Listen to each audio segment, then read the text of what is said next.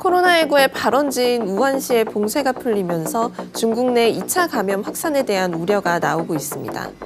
중국은 전염병과의 전쟁에서 승리했다며 자축하는 분위기지만 그들을 제외한 전 세계는 중국의 말을 믿지 않는 분위기인데요. 우한시가 발원지라는 점을 고려할 때 중국 내의 사망자 수와 확진자 수가 타 국가 대비 너무 적어 보인다는 겁니다.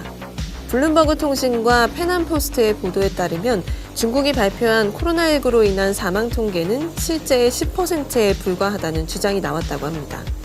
이는 관 생산량과 휴대전화 통신 해지 등으로 추측할 수 있다고 하는데요. 한 미국 정보기관은 백악관에 제출한 기밀 보고서에서 중국이 코로나 바이러스 사망률을 숨기고 있다고 보고했다고 합니다. 즉, 총 사망자 수를 축소하고 있다는 것인데요. 정보기관 관계자들은 문건이 기밀이기 때문에 자세하게 밝히지는 못하지만 요지는 중국의 코로나 관련 공식 보고가 의도적으로 조작되었다는 것입니다. 관계자 중 2명은 문건에서 중국의 발표가 페이크라고 결론지었다고 하는데요. 공식 통계에 의하면 중국의 사망률은 미국이나 이탈리아보다 훨씬 적습니다. 또 전체 감염자 수 역시 8만 2천 명에 불과한데요. 지난주 수요일 트럼프 대통령은 중국의 바이러스 통계가 긍정적이라고 말한 바 있습니다. 하지만 당시에 그는 중국이 사망자 수를 숨기고 있다는 보고를 받지 못한 상태였다고 하는데요. 동일한 날 마이크 펜스 부통령은 CNN과의 인터뷰에서 현실은 중국이 상황에 대해 기꺼이 밝혔다면 현재 우리의 상황은 더 나았을 수 있다는 것이라고 말했다고 합니다. 그는 또한 현재 분명해 보이는 사실은 지난 12월 세계가 중국이 바이러스와 싸우고 있음을 알게 되기 훨씬 전, 그러니까 적어도 한 달 전쯤에 중국에서 이 바이러스가 발생했을 것이다 라고도 덧붙였다고 합니다. 중국은 확진 케이스를 세는 방법론을 반복해서 바꾸었습니다. 후베이 지역의 장례식장 바깥에 수천 개의 유골함이 쌓여있는 모습은 중국 당국 발표에 대한 공식적인 의심을 불러일으키기에 충분한 장면이었다고 합니다. 차이신 보도에 의하면 한 관 제조업체가 우한시의 한 장례식장에 배달한 관 개수는 하루 5천 개였다고 하는데요. 이렇게 따지면 공식 사망률의 2배에 달할 수도 있다는 보도입니다. 한 우한 시민은 자유아시아 방송과의 인터뷰에서 시 관계자들이 코로나19로 사망한 사람의 유가족들에게 장례비 명목으로 돈을 건넸다고 말했다고 합니다. 그 액수는 422달러 정도로 중국에서 풀타임으로 한 달간 일했을 때 받는 최저임금보다도 100달러 이상 많은 액수라고 하는데요. 그는 최근 많은 장례식이 있었다. 그리고 당국에서는 사랑하는 사람을 잃은 가족들에게 청명절을 앞두고 3,000위안은 좋게 주었을 것이다 라고 말했다고 합니다. 게다가 지난 3달간 중국에서는 2,100만 대의 휴대전화 명의가 정지되었다고 하는데요. 중국 정부가 코로나 바이러스 감염제의 소재를 파악하는 데에 휴대전화를 사용하기 때문에 사라진 사람들의 소재에 대한 불확실성이 커지고 있다고 합니다. 중국 공산당 정부는 휴대전화에 설치된 일명 신호등 시스템을 이용해서 코로나19 관련 상황을 모니터링한다고 합니다. 감염자는 빨강, 의심 환자는 노랑, 또 접촉 이력이나 증상이 없는 사람은 초록으로 표시한다고 하는데요.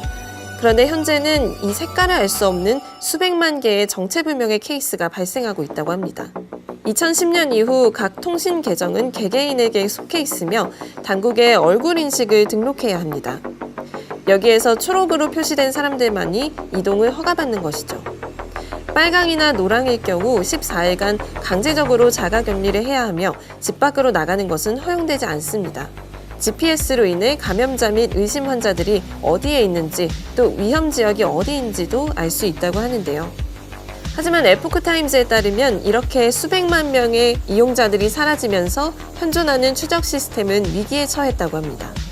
추적 시스템뿐 아니라 중국의 모든 것은 디지털화되어 있는데요. 한 중국 시사평론가는 연금을 받거나 정부로부터 사회보장을 이용하거나 기차표를 사는 등 사람들이 무엇을 하고 싶어 하건 그들은 무조건 휴대전화를 사용해야 한다고 말했다고 합니다. 에포크타임즈는 또한 휴대폰이 사용 중지된 사람들은 아마도 사망했을 것이라고 추측했다고 하는데요. 그들은 보도에서 또한 84만 개의 고정 전화선의 연결이 끊겼다고도 밝혔다고 합니다. 미국 네브라스카 공화당 상원의원인 벤 사스는 미국이 중국보다 코로나 사망자가 많다는 주장은 허구라며 어떤 기밀 정보에 대한 언급 없이도 이 사실은 고통스러울 정도로 명백하다. 중국 공산당은 거짓말을 해왔고 지금도 거짓말을 하고 있으며 그들의 정권을 보호하기 위해 앞으로도 계속해서 코로나 바이러스에 대해 거짓말을 할 것이다 라고 말했다고 하는데요. 미국 국무부 소속 면역학자인 데보라 벌크스는 우리 보건사회가 중국의 사망자 통계에서 매우 큰 부분을 놓치고 있었기 때문에 지금 우리가 이탈리아나 스페인에서 벌어지고 있는 일을 겪고 있는 것이다 라고 말했다고 합니다. 미국 플로리다주 상원 의원인 마르코 루비오 역시 트위터를 통해 중국의 거짓말에 대해 비판했다고 하는데요.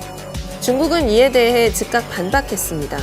중국 관영 언론사 중 하나인 글로벌 타임즈의 편집장 후 시진은 웨이보를 통해 미국 정보당국의 의도는 미국과 다른 서방 국가에서 사망자 수가 급증하고 있다는 사실을 가리려는 것이라고 말했다고 합니다. 그는 또한 이렇게 관심이 널리 집중되고 있는 사건에 대한 데이터를 조작하는 것은 현대 중국에서는 불가능한 일이라고 말했다고 하는데요.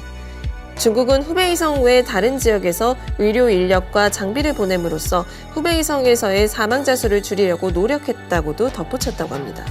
그는 또한 사상자 수를 조작하기 위해서 어떤 부서가 배치될 수 있겠느냐며 어느 누가 그 계획을 실행할 것이냐, 전체 통계를 내기 위해 많은 지역에 많은 부서들이 개입하고 있다. 그들 중 하나가 한 번 조작을 하기 시작하면 매번 조작을 해야 한다는 말인데 그 리스크는 매우 크다며 조작 의혹을 부정했습니다. 블룸버그는 이렇게 공식 통계를 조작하고 있는 국가가 중국뿐만이 아니라고도 보도했는데요. 이란과 러시아, 인도네시아와 현재까지 확진자가 한 명도 없다고 주장하고 있는 북한이 의심 사례라고 말했습니다. 또한 사우디아라비아와 이집트도 숫자를 축소했을 수 있다고 추측했는데요. 마이크 폼페이오 장관은 지난주 화요일 뉴스 컨퍼런스에서 모든 국가에 촉구한다며 데이터 집계에 최선을 다하고 정보를 나누는 데에 최선을 다하라며 우리는 그렇게 하고 있다고 말했다고 합니다. 영국 외무위원회 위원장 역시 중국이 사망자 수에 대해 거짓말을 하고 있다고 말했다는데요. 이 사태에 대한 최초 보고자인 리웬양 의사의 체포를 포함해 중국은 계속해서 응급사안들에 대해 거짓말을 해왔다며 중국은 우한 내에서 3,000명이 사망했다고 말했지만 미국 정보당국과 언론들은 4만 명가량일 것이라고 추측하고 있다고 했습니다. 그는 또한 가장 큰 비극은 중국인들 스스로가 잔인한 독재의 희생양이 되었다는 것이라며 슬프게도 우리에게 역시 큰 영향을 주었다고 말했습니다. 우리는 다른 이들의 대처를 참고하기 때문에 발원지인 중국의 케이스를 참고할 수밖에 없었다고 덧붙였다고 하네요.